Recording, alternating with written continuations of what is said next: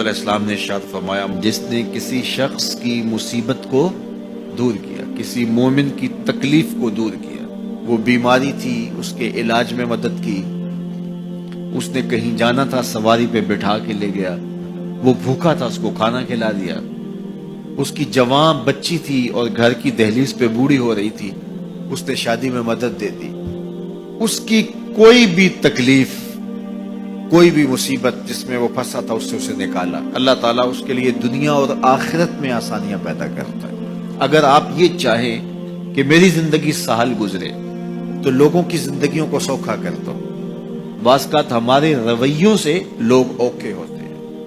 ایک بندہ مجھے کہنے لگا کہ بڑی پریشانیاں ہیں، تو میں نے کہا اللہ کی مخلوق کے لیے آسانیاں پیدا کرو، تو اس نے کہا میں تو کسی کو کوئی تکلیف نہیں دیتا۔ میں نے کہا کہ آپ کے گھر کے سامنے گلی کتنی چوڑی ہے؟ تو وہ کہنے لگا 12 فٹ کی گلی ہے۔ تو میں نے کہا کہ آپ نے جو تھڑا بنایا ہے وہ کتنا آپ نے بنایا؟ کہتا 3 سیڑھیاں۔ تو میں نے کہا کہ یہ اللہ کی مخلوق کو تکلیف نہیں ہے؟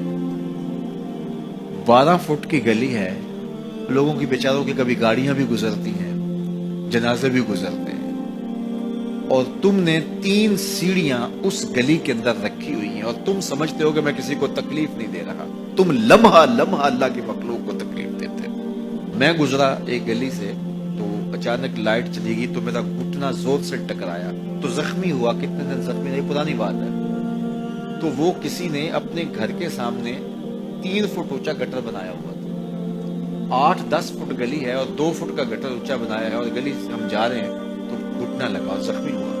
پتہ نہیں کتنوں کے زخمی ہوئے ہوں گے، کئی بیمار گرے ہوں گے، لیکن اس نے اس کو ہٹایا نہیں ہے، اس لیے کہ وہ سمجھتا ہے کہ گلی پر اتنا تو میرا حق ہے۔ ہمارے دین نے تو ہمیں کس قدر آسانیاں سکھائی ہیں، کس قدر سہولتیں ہمارے دین نے ہمیں دی ہیں، اور لوگوں کی جان سوکھی رہے، لوگوں کو تکلیف میں مبتلا نہ ہونے دیں، لوگوں کو اذیت میں مبتلا نہ ہونے دیں۔ میں تو یہ بھی دیکھتا ہوں کہ لوگ 12 فٹ کی گلی ہے اور اس کے اندر دکان ہے، تو سامنے اس طرف کا جو ہے وہ موٹر سائیکل کھڑا کر کے تو اندر سے جو ہے وہ کوئی چیز خرید رہے ہوتے ہیں، تو باہر سے کوئی بیچارہ آ کے ہارن دے رہا، اور کھلو جا، کوئی نہیں ٹکالی پہ۔ یعنی یہ بدتمیزی کی انتہا ہے، اور یہ ہمارے معاشرے کا المیہ ہے، لوگوں کے لیے اذیتیں پیدا کرنا، لوگوں کے لیے تکلیف پیدا کرنا، جبکہ ہمارے دین کی تعلیمات یہ ہیں کہ دوسروں کے لیے آسانیاں پیدا کرو، دوسروں کے لیے جو ہے وہ خیر پیدا کرو تو تمہارے لیے خیر پیدا ہو۔ تو اس لیے فرمایا گیا کہ جس نے کسی شخص کے لیے آسانی پیدا کی تو اس کے لیے بھی آسانی پیدا ہوگی، لیکن صرف دنیا پہ نہیں ہوگی بلکہ اس کے لیے اس کے بدلے میں آخرت میں بھی آسانی پیدا ہوگی۔